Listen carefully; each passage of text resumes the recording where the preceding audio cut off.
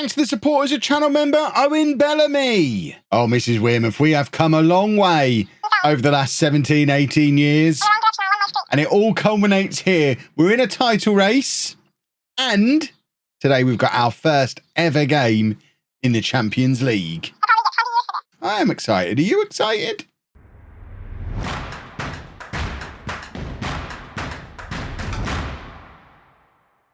Hello and welcome to part 144 of Homegrown. I'm Kevin. Coming up on today's episode, we have two games for you. One in the Champions League, one in the Premier League. And the first one up is our first ever Champions League game away against Salzburg. Our Champions League group is a challenging one. We've got Bayer Leverkusen, Real Madrid and Salzburg. If we make it out of that group, we are a very good side. And I think we probably are a very good side because, as you can see, we currently find ourselves second in the Premier League. Not only did we beat Tottenham and Manchester United in that first episode yesterday, we then went on to put 4 goals past Liverpool. We also beat Birmingham. We did lose against Brighton, but I would like to point out that the Liverpool, Birmingham and Brighton results have all happened without Sandro Veloso, who got injured in the Manchester United game and hasn't returned yet. He might be fit enough to play in today's episode, but we've been playing Ian up front alongside Jovanovic, and that's been working quite nicely. And Kleber, who earlier in the week in the transfer special, there was huge clamouring to play him as a left-back or a box-to-box midfielder. I get it, but playing as a left winger, 5 appearances, 5 goals, 4 assists, and a 7.84 average rating. He's pretty good, is that boy Kleber. And I quite like having him on one side, Park on the other, just causing absolute havoc, especially when you remember, if you look at the other positions, where do we put him in? If we put him at left back, we lose Kovacic. Does Kovacic go to centre back? I mean, he is a centre back. He's a natural centre back, but he's only 5'11". So do we lose a homegrown 3.5-star player in Kovacic, or do we decide to just ruin McKenna's run in the team? McKenna's in the team now as a regular player. He wasn't last year. Do we drop McKenna to bring Yordi back in on the left wing? Do we take our captain Oliveira out of the side? We've got other midfielders who would be Diego Perez is one of our best players in central midfield as well. It's kind of been Perez and McKenna in midfield already this year. The spot that was open, especially with Veloso injured, is on the left wing. Ian will probably have something to say about that when Veloso's fit again. So we'll probably go with Jovanovic and Veloso, but Ian is doing a good job in securing that spot for himself. 3 goals from 5 appearances. And he's now considered a 4-star current ability player, only behind Veloso and Jovanovic when it comes to being a striker. To be fair, David McKenna is on there as the 4th best striker at the club, and he's a midfielder. So maybe we're running a little bit low on strikers again anyway. That's why we're playing Ian up front. But you know what? We're second in the league. Things are going well. I don't need to fiddle just yet. There'll come a time in Kleber's career, I'm sure. He's only 19, remember. He will eventually play in central midfield, I imagine. I can't imagine he goes all the way back to left back. There might even be a day where hell freezes over and we play Kleber as a left wing back, Park as the right wing back, even though he can't really tackle. He is an accomplished, complete wing back. So we could potentially lose Todd Thomas, do the back 3 of Erkan, Elias and Kovacic, and have Kleber and Park as wing backs. And that then allows us to get Perez into this midfield. Maybe do Oliveira, McKenna and Perez in behind the strikers. That might even be something you see us do later this season. But for now, this system is working, so I'm not going to fiddle with it. And this is the team for the first ever game in the Champions League. We're going with Perez in goal, a back four of Kovacic, Elias, Erkan and Thomas, Oliveira and McKenna in midfield, Kleber and Park out wide, and then Jovanovic and Ian up front. Let's go and get a win. We've got to get a win today. Salzburg will be looking at us the same way we're looking at them, thinking, got to pick up points against this lot if we've got a chance. Even if it's just a chance of getting into the Europa League by finishing 3rd. I think Bayer Leverkusen and Real Madrid will probably look at this group thinking they should be the top 2. But they might both be having concerned little glances at the Premier League where they see we finished 3rd last year. We're currently 2nd this year. So we're probably not going to be pushovers. We've conceded a goal within 4 minutes in our first ever Champions League game. We might not be pushovers in the Premier League, but we are completely untried in the Champions League. And we might be coming into this a little naive, coming in with the 4-2-4. That 3-5-2, 5-3-2 kind of thing that I was talking about before might be happening sooner rather than later. We probably should get that training. Now we've got a team that's starting to look like it might work. Although we can't be doing it today because Parker's picked up a knock, and it would be Todd Thomas playing right wing back, which would probably suit him down to the ground as well. Less defensive work for him to do. Erkan could play on the right-hand side of a 3. Kovacic on the left-hand side of a 3. It suits their natural inclinations as well. There's a lot going for switching to that kind of system. The one thing I've got against doing that is, oh my God, do I hate 3-5-2, 5-3-2 systems. Oh, I despise them. So don't expect me to push to change to that. It'll be more likely we'll go there if we end up feeling like we kind of have to go there, because the 11 that wants to be on the pitch is leaning more and more towards that. If it becomes clear that Todd Thomas is the weakest player of the 11, for example, then that's a good time to take him out the side, get Perez or Oliveira in there alongside, or both of them in there alongside McKenna, and fiddle with it from there. But I really don't want to have to. Right, Park, an injured Park, but we're leaving him on for now because we need a goal, and he's gone past his man. Cross comes in, Jovanovic is there, and there's Kleber. And that man, I mean, I know he's got attributes that would make him a good left back, but I imagine Pele would have been a good left back. He was just quite good at football. That doesn't mean, just because Kleber would be a good left back, doesn't mean he should be playing left back. He is our top scorer at the moment. He's scoring a goal a game since arriving. I think we just keep letting him score goals for now and worry about his long-term future in the long term. I know I talk about this quite a lot, but I always remember many years ago, Kolo Touré as a youngster for Arsenal coming on and playing on the wing. And he didn't really have a position back then. He'd sometimes play on the wing, sometimes play midfield, sometimes play fullback. And it was only as he got a little bit older and matured into his role at centre-back that it became clear that that's where he was going to play for the rest of his career. We could have the same thing with Kleber. You could easily have a year or two of him as a teenager playing as a winger before he settles into playing left back or central midfield later on in his career as he matures. But for now, let's just let him continue to score goals and ruin opponents like he's doing at the moment. Right, we are going to take Park off for the second half. Sydney's sat there on the bench and hasn't had a sniff of first-team football yet this season. Chelsea offered to take him on loan during the summer, and we turned it down because I wanted to use him a little bit more than we did last year. But there's not really been an opportunity to use him yet. We have got a Carabao Cup game coming up when he'll definitely play in that. But I think what I need to do this year, more than I've ever really done in the past, is learn to rotate between these Champions League and Premier League fixtures. My priority this year is the Premier League. Champions League, we've already hit our goal for the season. Our goal for the season was hit the group stage. We did that by qualifying. Champions League, we're just learning about the Champions League this year. We're not seriously trying to win it, and we'll prioritise the league over the Champions League. So you'll get players like Sydney starting in this competition, for example, especially if it becomes clear we're not making it out of our group. But I would quite like to have a go at winning the Premier League. I don't know how realistic that is. We've started well, but then we did bottle it against Brighton in our last game. But I wonder how much of that was because half of the team had their eyes on this match, first game in the Champions League, rather than focusing on what was going on in the Premier League. Right, Diaz is going to come on for McKenna here. We're going to swap those two over in there. Kleber needs to come off as well. But we're going to bring Francisco on for him rather than Juan Jose. Francisco can go up front. Ian can go out into his more natural home on that left-hand side. There's still 25 minutes of this game to go, but already we're showing that we need to have probably started rotating before we have, because we've got players getting tired very early in this game, and they're players who've played a lot of football already. But Sydney is repaying the faith I showed in him and was talking about showing in him by coming off the bench and grabbing his first goal of the season. It's Ian with the cross.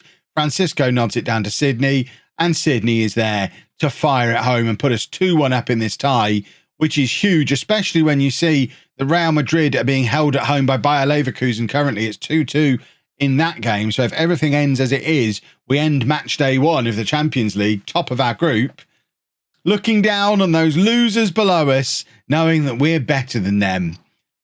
They're going to score here, aren't they? Yep.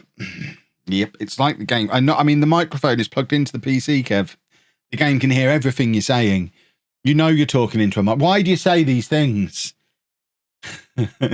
Oh, football. Silly football. Right, we're going to encourage them. We're not going to nag too much because a draw away from home in the Champions League is fine, and it's always going to be fine no matter who we're playing. But, and it's a big but, God, look at the amount of money you get just for drawing. I think if we can't go away and beat Salzburg, we don't have a chance against Leverkusen or Real Madrid. And we're putting a lot of pressure on ourselves for these home games to pick up wins.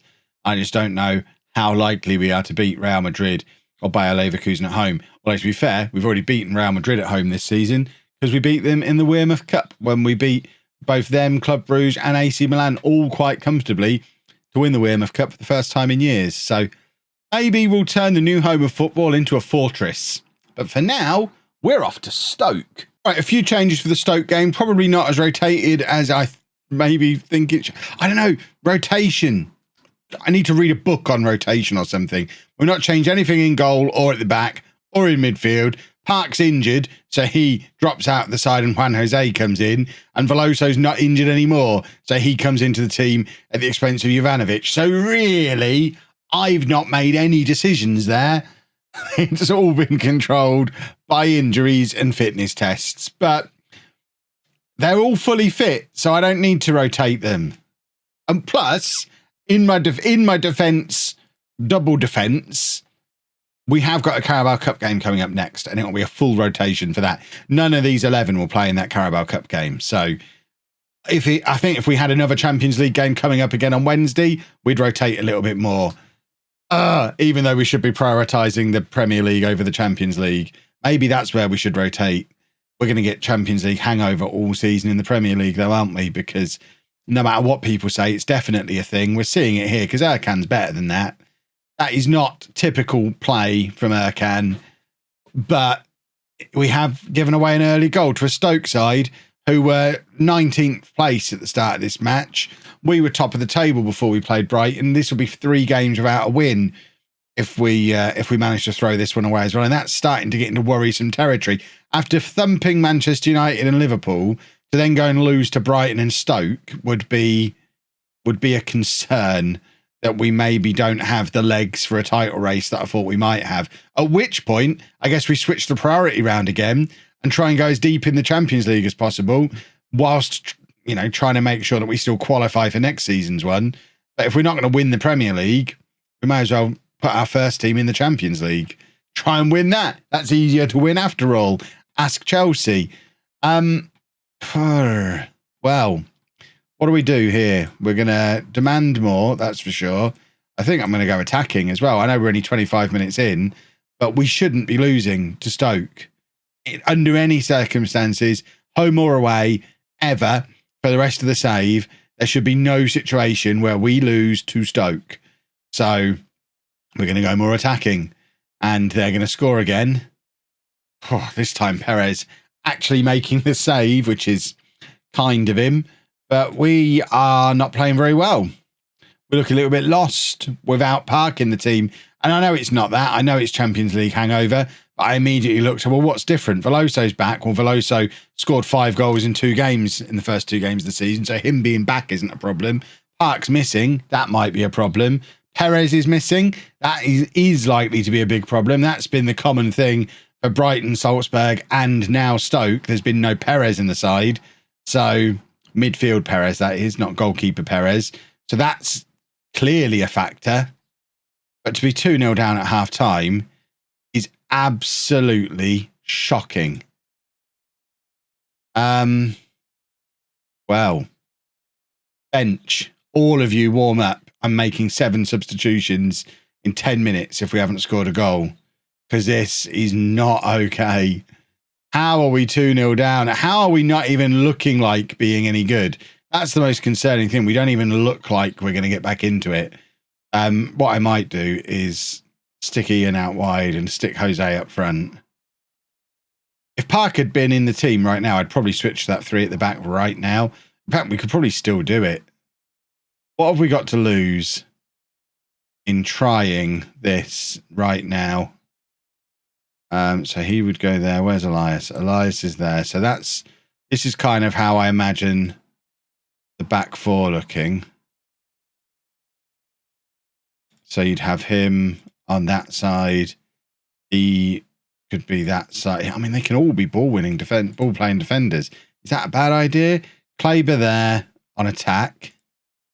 Thomas can go there and then kind of do this. Is this a bad idea? Or is this a good idea? It looks good. What we don't have is any set piece instructions.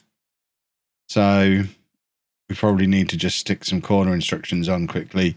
Where is Kleber? He needs to be there. We've now got 3 centre backs all forward. So let's just get them all involved. Ian can be out there. He can come back there. He can kind of do that. There should be a button to just reverse it onto the other side. There probably is, and I just don't know where this button is. Right, you go there, you go there. And then you come back there because you're taking it. Ian goes there. You go there. There you go. Corner routine. Let's see how this looks. We've got 45 minutes to see how this system looks. I'm expecting a performance out of Todd Thomas. He's the one who I think is going to benefit from this more than anybody because he's not going to have any of the defensive work to do, or not as much of the defensive work that he would normally have to pester himself with. Erkan's going to be in there to cover for that. It'd be more beneficial to play Kleber in a more familiar position. I get that. Try tell in the comments section. Look what they've made me do. We were top of the league a couple of games ago. Now look what they've got me doing. Right, we're going to bring Diaz on. We're going to stick Oliveira in there, and we're also going to bring Ivanovic on for Ian. And that will do for now. And we're going to demand more again. Come on, boys, do something. Somebody do something. Please won't somebody do something? Go attacking you. Why are they the wrong way around? How long has that been like that? You do that. Come on. That's not even us. That's them with the throw. Is that Todd Thomas giving away a penalty? For goodness sake. For goodness sake. Well, it didn't help Todd Thomas out, did it? The natural wing back has now given away a penalty. Oh dear. This has not been a good game. This is not a good run now. This is 3 games without a win. No penalty. Right, can we go very attacking now then and get it up the other end of the pitch and start scoring some goals? Is that too much to ask? Right, Kleber is now tired. So, I mean, I'm probably going to put Sydney at left wing back here. It's a little bit harsh on him. Unless we push him further forward. We kind of put Sydney there and him there. Oh dear, what's happening now? And Erkan can just be the right back and the centre back. Thomas comes over this side. Why the hell am I not just going back to a back 4 here? Sometimes I worry myself with what I'm up to when I'm pressing these buttons. Oh, come on. Think, Kev, think. It works like this. There you go. We got there in the end. We have gone well around and about the houses to bring ourselves back to here. We're back here, everybody. What an adventure. What an adventure we've had today. Right. That still doesn't really work. We've got no one who can play on the left wing on the pitch. Never mind. Right, let's see if this drags us back into the game. We still want to be very attacking. Jovanovic, anyone could be playing out of position right now, and I have no idea. People could just be moving. It's I've broken my own rule of not fiddling tactically in game because it just doesn't help usually. It makes things worse. Sydney, back to Jovanovic. McKenna, Diaz now. It's nice seeing those two together in midfield. And that's a lovely pass from Oliveira. What a pass from him. And Sydney's there to tuck it away. Although it's been given as offside, even though the linesman's flag stayed down the whole time. The first thing I did was glance over at the linesman. His flag stayed down. That is the referee, it's the VAR that has disallowed that. But, look, linesman's flag never goes up. He's not seen it. We should go with the linesman. I'm old school. If the linesman doesn't see it, it counts. Ugh, this has been pathetic. Still second in the league, though. This Champions League is going to be more trouble than it's worth, I think. Which is, I mean, it's probably not true because it's going to be worth about £50 million to us. But still, that has not been good. We're going to thrash the arms. I'm not happy. We need to turn this around before the next episode, which will be a Champions League game and a league game again. That'll be the format during the group stages. We'll do one Champions League game, one Premier League game, and we'll see how we're getting on in both when we get to Christmas. If you've enjoyed that, please make sure you leave a nice big thumbs up on there for me. Subscribe to the channel for daily Football Manager videos. And thank you very much for watching.